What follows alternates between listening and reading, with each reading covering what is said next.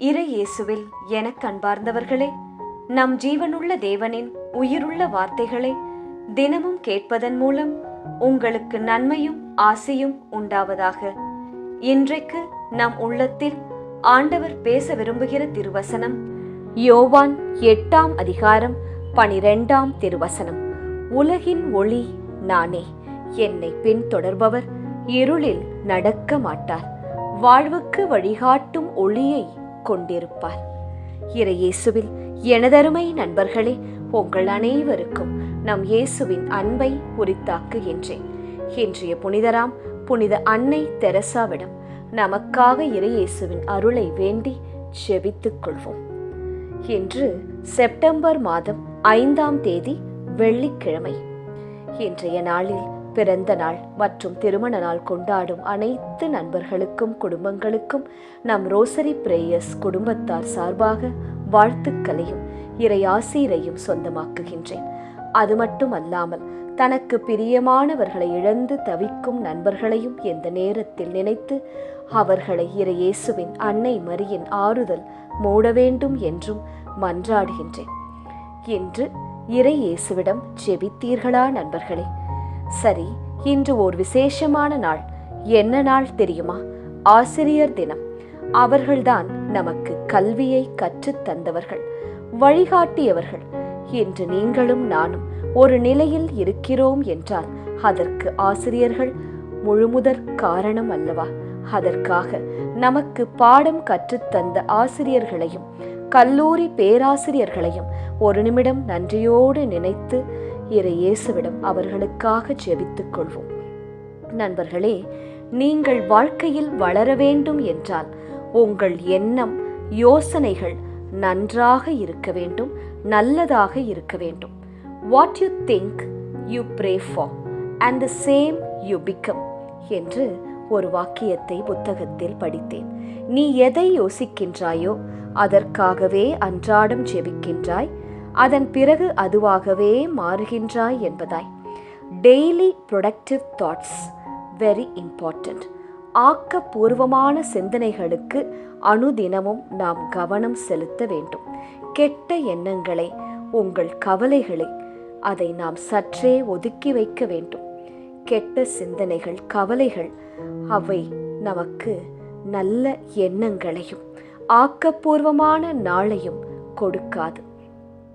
அப்படி முயன்றும் முடியவில்லை, ஏதாவது கவலை தருகிற மெமரிஸ் உங்கள் மனதில் வந்தால் உடனே அதை கான்ஷியஸாக தள்ளி வைத்து விடுங்கள், அவாய்ட் பண்ணிவிடுங்கள்.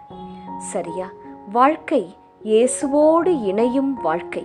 அப்படி நம் வாழ்க்கை இருந்தால் நன்றாக ஆசிர்வாதமாக நிச்சயம் இருக்கும். இன்றைய நற்செய்தி வாழ்த்தொளி கூறுகிறது, உலகின் ஒளி நானே, என்னை பின்தொடர்பவர் இருளில் நடக்க மாட்டார், வாழ்வுக்கு வழிகாட்டும் ஒளியை கொண்டிருப்பார் என்பதாய். உதாரணமாக, திடீரென்று வீட்டில் கரண்ட் போய்விட்டது, இன்வெர்ட்டரும் பேட்டரி டவுன் ஆகிவிட்டது, ஃபுல்லாக இருட்டுதான் இருக்கிறது. என்ன செய்வீர்கள்?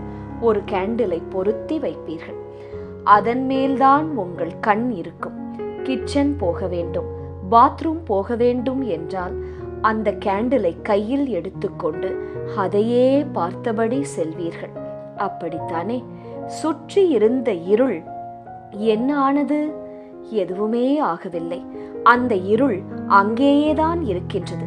ஆனால் இப்போது உங்கள் கையில் ஒளி இருக்கிறது. உங்கள் கண்கள் அந்த ஒளியின் மேல் மட்டுமே இருக்கின்றது. அந்த ஒளிதான் இயேசு கிறிஸ்து. இயேசுவை நோக்கி பார்க்கும் கண்கள், அவர் முன் குவியும் கைகள், இயேசுவின் முன் பணியும் முழங்கால்களை, இயேசுவின் முன் வணங்கும் கழுத்தை ஒரு நாளும் இருள் பற்றவே முடியாது. நண்பர்களே, ஒளியை பின்பற்றுவர்கள் எதை செய்தாலும் வெற்றி பிறக்கும், வழி பிறக்கும், வாழ்வு பிறக்கும். அதில் என்றுமே வெற்றி கிடைக்கும், வாய்க்கும். ஒருமுறை இந்த ஒளியின் பாதையில் பயணித்து விட்டீர்கள் என்றால் அது பழைய திராட்சை ரசத்தை போல அவ்வளவு சுவையாக இருக்குமாம். அதன் பின் புதிய திராட்சை ரசத்தை, அதாவது இருளை உங்கள் மனம் விரும்பவே விரும்பாது, தேடவும் தேடாது. எது நல்லது என்று உங்களுக்கு புரிந்துவிடும். நான் என் வாழ்வில் முன்னேற வேண்டும் என்றால் இருள் எனக்கு எந்த விதத்திலும் உதவாது. என்னை சோம்பேறியாக்கும், தடையை கொண்டு வரும், உண்மையை மறைக்கும் வழியே என் கண்முன் தெரியாது. யாருமே பழைய ஒட்டுபோட்ட ஆடையை விரும்புவதில்லை. புதிய ஒளியின் ஆடையைத்தான் அணிந்து கொள்ள விரும்புவார்கள். அதே போலத்தானே நீங்களும். என்ன சொல்கிறீர்கள்? செபிக்கலாமா? நீர் நல்லவர் இயேசுவே, என்றும் உள்ளவர். உமது பேரன்பு தலைமுறைதோறும் நம்பத்தக்கது. நன்றியோடு உமது திருவாயில்களில் நுழைகின்றோம் என்று நீர் நற்செய்தி வாழ்த்துளியில் கூறியது போல, உலகின் ஒளி நீரே. உம்மை பின் தொடர்பவர் இருளில் என்றுமே நடக்க மாட்டார். வாழ்வுக்கு வழிகாட்டும் ஒளியை கொண்டிருப்பவரும் நீரே. எங்கள் வாழ்வுக்கும் வழிகாட்டும் இயேசுவே. ஒளியின் பாதையிலே எங்களை நடத்தி செல்லும் இயேசுவே.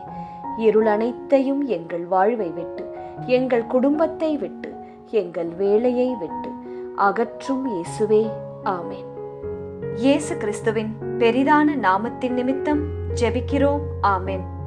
ஒவ்வொரு நாளும் உங்கள் உள்ளத்தில் ஆண்டவர் பேச விரும்புகிற இறை வார்த்தையை தெரிந்து கொள்ள ரோசரி பிரேயர்ஸ் சேனலை சப்ஸ்கிரைப் செய்யுங்கள். மேலும் உங்கள் நண்பர்கள் மற்றும் உறவினர்களுடன் ஷேர் செய்யுங்கள். நன்றி.